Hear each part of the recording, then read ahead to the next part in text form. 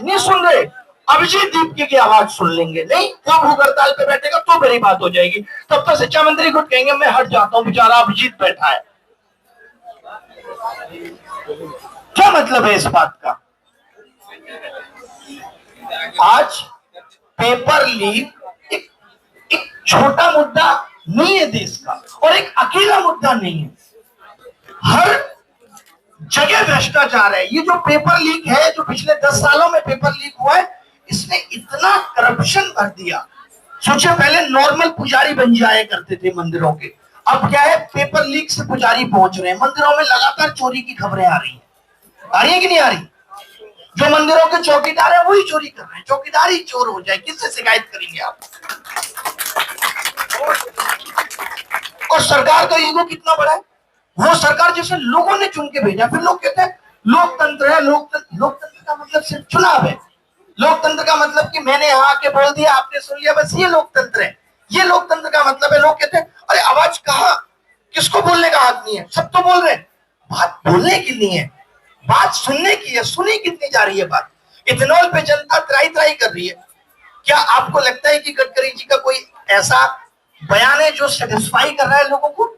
नहीं, बल्कि अगर कोई आके बयान दे दे तो उसके खिलाफ नागपुर में एफआईआर हो जाएगी। वो फिर आके सॉरी बोल देगा। आपने सौरभ जोशी को देखा होगा। यानी बस ये है कि हर चीज को एक पीआर और नैरेटिव से खत्म करा दो, इसके अलावा कुछ नहीं। ये कितना दुखद है देश के लिए। और फिर हम कहते हैं मेरा भारत महान है। पता है, इस देश का 95-96% वो लोग हैं जो देश के बाहर कभी गए ही नहीं, जिन्होंने देखे ही नहीं दूसरे देश। अगर वो लोग भी दुनिया जाकर देख लें तो उनको पता चले कि भारत की स्थिति क्या है। हमें दिखाया ही नहीं जा रहा। हमें क्या दिखाया जा रहा है? हमारा पीएम बहुत पॉपुलर है। देखिए ऑस्ट्रेलिया में शो करता है, इतनी भीड़ आती है। जाकिर खानके में भी आती है, उसको पीएम बना दे। क्या ये ऑस्ट्रेलिया की भीड़ डिसाइड करेगी कि पीएम इज डूइंग गुड? मैं आपसे पूछना चाहता हूँ कि ऑस्ट्रेलिया में कितनी भीड़ आएगी, ये बताएगी कि पीएम अच्छा काम कर रहा है। और जो यहाँ इतने हजारों की संख्या में लोग इकट्ठे हैं, देश के सांसद यहाँ आ रहे हैं। क्या ये दुर्भाग्य की बात नहीं है कि देश के सांसदों को भी अपनी बात सुनाने के लिए इस मंच पे आना पड़ रहा है? उनके लिए तो संसद बना था। इसका मतलब कि देश के संसद में सांसदों की बात नहीं सुनी जा रही और आप कह रहे सब कुछ अच्छा चल रहा है। How is it possible? मैंने सोचा है कि इस बार जब संसद चलेगा तो मैं रोज अपना एक शो चलाऊंगा कि आज संसद में देखिए ये हुआ है और इसका क्या, किस चीज में चर्चा हुई है और देश हित में कितनी बात हुई। देश हित की बात हुई नहीं। अभी तो देश के सांसदों को यहाँ आके बताना पड़ रहा है। आज सिर्फ पार्टी का एक ही उद्देश्य है, खुद को कैसे विस्तार किया जाए। प्रधानमंत्री की अपनी व्यक्तिगत उपलब्धियां क्या है, प्रधानमंत्री ने कितने अवार्ड जीत लिए। अरे अगर ये सब भी करना है तो एक आध महीने में करके खत्म कर लो यार। सारे देशों से अवार्ड ले लो और एक ही बार में खत्म कर लो, फिर देश पे ध्यान दो। एक आदमी पेपर लीक पे बोलेगा, अरे इससे क्या हो जाएगा, प्रधान के इस्तीफा से क्या हो जाएगा। अगर यही हम सब आप लोग सोच में होगा ही नहीं, हम सब भी आवाज उठाना बंद कर दें तो कहां होगी भारत की स्थिति? सोचिए। आप एक बात बताइए, आज सोशल मीडिया है, लोग बहुत जागरूक हैं, तभी तो ये सब चीजें पकड़ी जा रही है। अगर आप लोग जागरूक ना हो, आप भी इसी तरीके से अपनी आंखों पे पट्टी बांध ले तो ना तो मंदिर चोरी बाहर आएगी, ना इथेनॉल बाहर आएगा, ना पेपर लीक बाहर आएगा, कुछ बाहर ही नहीं आएगा। मैं तो ये मानता हूँ कि इस देश की मिट्टी में अभी भी बहुत अच्छे लोग बचे हैं। आज भी अच्छे लोग बचे हैं जो आपके भविष्य के लिए अनशन पे बैठे हैं, सरकार का ध्यान आकर्षित करना चाहते हैं कि देश में गलत हो रहा है, लेकिन सरकार को नहीं पता। फिर हमने कौन से पेपर दे के आए हैं, होते तो लीक। हमारे कौन से बच्चों को पेपर देने हैं, होने दो लीक। और हम तो कह के आए थे अपने गांव में कि 150 लोगों की भर्ती कराएंगे, तो हमें तो कराने ही पड़ेंगे पेपर लीक। आपको पता है यूपीएसआई का रिजल्ट आया कल, आपने देखा 400 नंबर में 385 कट ऑफ गई है भाई साहब। यूपीएसआई की उत्तर प्रदेश सब इंस्पेक्टर बनने के लिए ऐसा लग रहा है जैसे इंटरनेशनल सिविल सर्विसेज का एग्जाम। 400 में 385। मैं बेचारे टीचर्स पे दया कर रहा था, वो टीचर ढूंढ ढूंढ के एक बच्चा ला रहे हैं, एक हमारा भी सिलेक्ट, एक बच्चा ला रहे हैं हजारों की वैकेंसी। टीचर को बच्चे नहीं मिल रहे, कौन सिलेक्ट हुआ पता ही नहीं चला कौन सिलेक्ट हुआ। आपने देखा कि कोई प्लेटफॉर्म कह रहा हो कि हमारे 100 बच्चे भी हैं? कोई नहीं। 400 में 385 कट ऑफ जाना भी पेपर लीक का एक हिस्सा है। या तो आप ठीक पेपर नहीं बना पा रहे, या आप ठीक सवाल नहीं पूछ रहे, या आप बैकडोर से लोगों को घुसा रहे हो। तो ये अकेले नीट पेपर की कहानी नहीं है, पेपर लीक से जुड़ा एक पूरा उद्योग है। मैं भी कल देख रहा था, एक पेपर की फॉर्म भरने की फीस 100 रुपए है, और कह रहे हैं इसमें कोई गलत सवाल आएगा तो आपको बताना होगा, उसका आपको 250 देना होगा। 100 रुपए फॉर्म फीस है, यानी ये 100 रुपए में पूरा एग्जाम करा के आपको मुक्त कर देंगे। लेकिन अगर आपने बताया कि इनका एक सवाल गलत है तो उसका ये 250 रुपए मांग रहे हैं। ये भ्रष्टाचार नहीं है तो क्या है? और फिर कोई आवाज उठाए तो इनको प्रॉब्लम इस बात से है कि ये मंच है, उस मंच से आवाज उठाए। कैसे उठाए आदमी आवाज? कैसे उठाए? आप कैसे बोलेंगे कहीं जाकर? अगर पेपर लीक पे बात यहाँ हो रही है तो हम यहाँ बोल रहे, कल को देहरादून में होगी पेपर लीक पे बात तो वहां भी हम बोलेंगे। हमारा तो काम है कि जब तक पेपर लीक ठीक नहीं होगा तब तक हम बोलते रहेंगे। आपने देखा होगा अभी इनके राष्ट्रीय अध्यक्ष के बारे में दिल्ली के पूर्व मुख्यमंत्री अरविंद केजरीवाल ने इतना लिख दिया ताव में आके कि आप कौन। उस पर मोदी जी का ट्वीट आया बाकायदा, नितिन नवीन जी फलाने 2000 के हॉस्टल में रहते थे, 3000 के हॉस्टल में रहते थे, बड़े सिंपल थे। हम लोग तो 5 स्टार में रहते थे, आप तो 5 स्टार में रहते, अकेले वही तो रहते थे। देश तो विकसित था उस टाइम पे, सोचिए। वो फिर भी ढूंढ के रहते थे 2 से 3 हजार के हॉस्टल में, और यहाँ 20 बच्चों की आत्महत्या हो गई। इतने सारे बच्चे आज भी पेपर लीक, सिलेक्शन ना होने की वजह से रो रहे, तड़प रहे।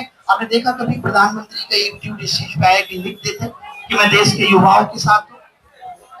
उस पर उनका ध्यान नहीं।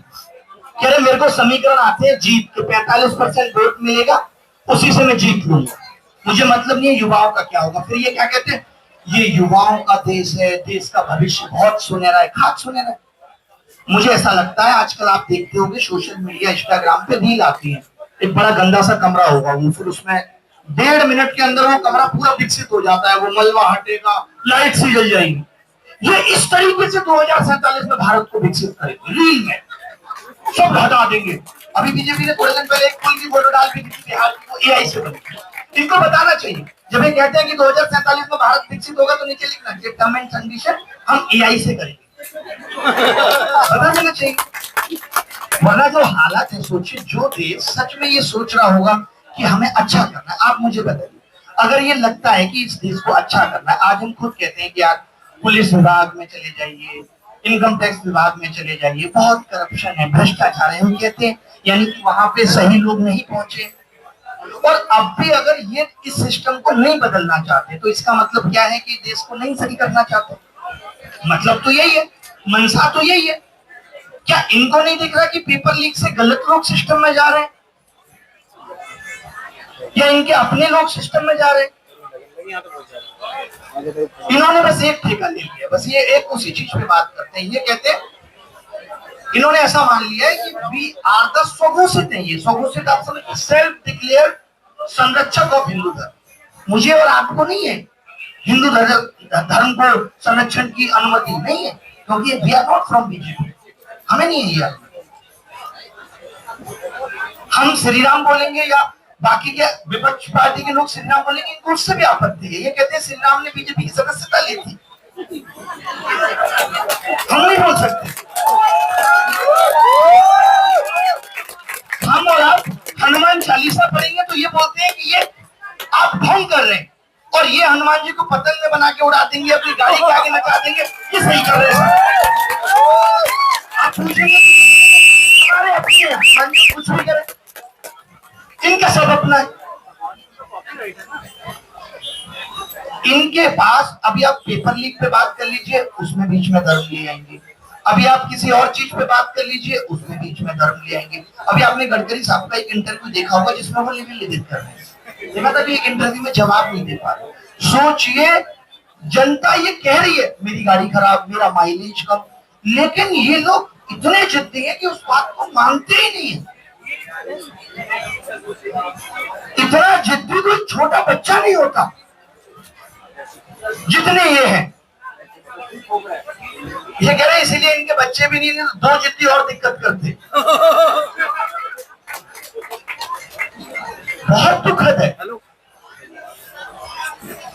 नहीं जंतर मंतर। बिल्कुल बिल्कुल आप सही है। मैं आज सच में बड़े दुख के साथ ये सब बातें बोल रहा हूँ। आज मेरे अंदर वो खुशी में देख रहा हूँ कि एक आदमी 15-16 दिन से भूख हड़ताल कर रहा है, 18 दिन से, और सोचिए ये पार्टी इस चीज का पीआर चला रही है। पता है क्या, अब तमाम ऐसी वीडियो देखेंगे जो इनकी विरोध बनती हुई ये वॉशरूम में जाके कुछ खा रहे हैं ताकि जनता का दिमाग बदल दे। ये सोशल मीडिया का सबसे ज्यादा घटिया इस्तेमाल तो उन्होंने किया। आए सोशल मीडिया से, जिंदा सोशल मीडिया पे कोई आवाज उठाए तो उस आवाज को सोशल मीडिया से दबा देते। कल को देश भी विकसित कर देंगे सोशल मीडिया पे। हमें देखिएगा यार, भारत तो विकसित देश है।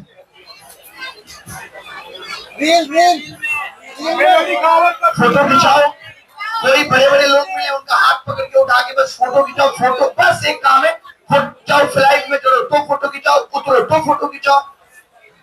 यार एक आदमी एक टाइम के बाद बोर होता है, खास तौर से पुरुष। हम में से आप में से भी बहुत लोग सेल्फियां नहीं लेते। यहाँ पे भी खड़े कई लोगों ने बहुत सालों से कोई फोटो या वीडियो नहीं बनाई होगी, क्योंकि हमारी जिंदगी चंगासी नहीं है। इनकी इतनी चंगासी है कि रील पे रील बन रही है साहब, हर छोटी बात पे रील। चाय पकड़ा। यहाँ सोचिए एक आदमी भूख से लेटा हुआ है, इनको फ्लाइट पर चढ़ने के लिए भी रेड कलर का गद्दा चाहिए, ये उस पर चढ़ेंगे।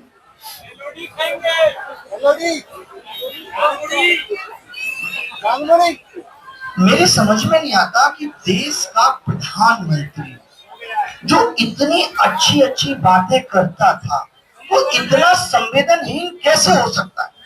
अगर ये अन्ना आंदोलन की बात भी करते हैं कि अन्ना आंदोलन में बड़ा था, उतनी भीड़ थी, यहाँ नहीं है, तो आप देखिए ना कि अन्ना आंदोलन से आप बस ये कंपेयर कर रहे हैं। अन्ना आंदोलन में तो तेरे दिन आकर के प्रधानमंत्री ने पूछ लिया था, अन्ना जी बताइए आप क्या चाहते हैं, तेरी रजा क्या है। और यहाँ तो ये इंतजार कर रहे हैं, आपने वो जीडी अग्रवाल वाला सुना है कि अगला चला गया। लेकिन मैं बता दूं, हम इनको नहीं जाने देंगे भाई। अगर आपको लग रहा है कि ये भी चले जाए,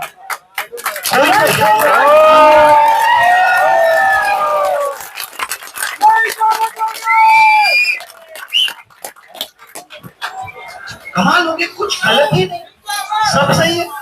कुछ गलत हो जाए उसको ढक देना है, उसको सही साबित कर देना है। पेट्रोल बढ़ गया, ये भी सही है, कोई बहुत खर्चा नहीं है, ऊपर ऊपर से देखा जाए कोई दिक्कत नहीं है। पेट्रोल खराब है, मेरा कई बार ऐसे लोगों के साथ पॉडकास्ट फंस जाता है। मैं एक जगह पॉडकास्ट करने गया, सामने वाले ने कहा कि कौन कह रहा है कि आप इथेनॉल वाला पेट्रोल डलवाओ, ऐसा कोई कंपल्सरी नहीं है। मैंने कहा हमारे दिमाग खराब है, हम पेट्रोल पंप पे जाके छीन लेते हैं, हमें इथेनॉल वाला चाहिए। हम तो पागल हो गए। इनके पास डिफेंड करने के लिए उलूल लोग हैं। मैं भगवान से कहता हूँ कभी इनके 20 टॉप लेवल के लोगों को बिठाओ मेरे सामने, भागते फिरेंगे, इनको कोई ठीक से जवाब नहीं दे पाता। अरे भाई तुमको हिस्सेदारी चाहिए कि भाई भारत में हमें हिस्सेदारी क्यों नहीं मिली। इनका कहना है कि कांग्रेस ने देखो 70 साल से लूटा था, हमें तो अभी 13 साल ही हुई है, हमें भी थोड़ा लूटने दो। अरे कांग्रेस बनी भी तो 1885 में थी ना, लंबा संघर्ष है। आप 1980 में आए हो, आप 1980 में आए हो, और अब हम बस ऐसे ही लूटते रहे और बाद में आगे आने वाली पीढ़ियां ये कहते रहे कि उसने लूटा, इसने लूटा, उसने लूटा, इसने लूटा।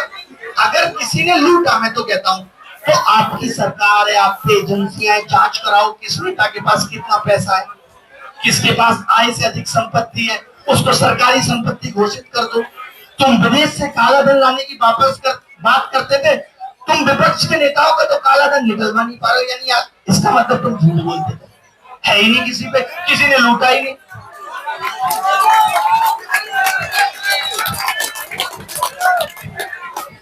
कितना अच्छा है, मोदी जी कहते कि आज मेरे पास ऑफर आया, ये लोग कह रहे थे कि आप 15 लाख का सूट पहन के मेलोनी से मिलने जाएंगे, मैं ये 15 लाख एक गरीब युवा के घर पे दान करता हूँ।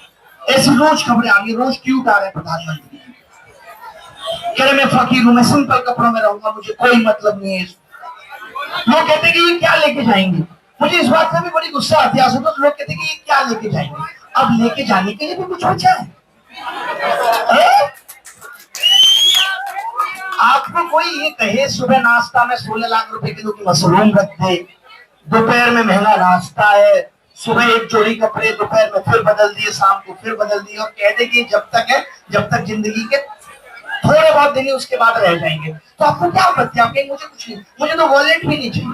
आप देखते नहीं है बड़े बड़े एक्ट्रेस, बड़े बड़े खिलाड़ी, वो कभी वॉलेट वॉलेट नहीं रखते। उनको पता है सब अपना जिंदगी बढ़िया कट रही, क्यों रखना है? लोग कहते हैं कि इनको किसके लिए करना है? अरे इनको देश के लिए करना है, देश के लोगों के लिए करना है, देश के लोगों की आवाज सुननी है, वो आप नहीं सुन रहे।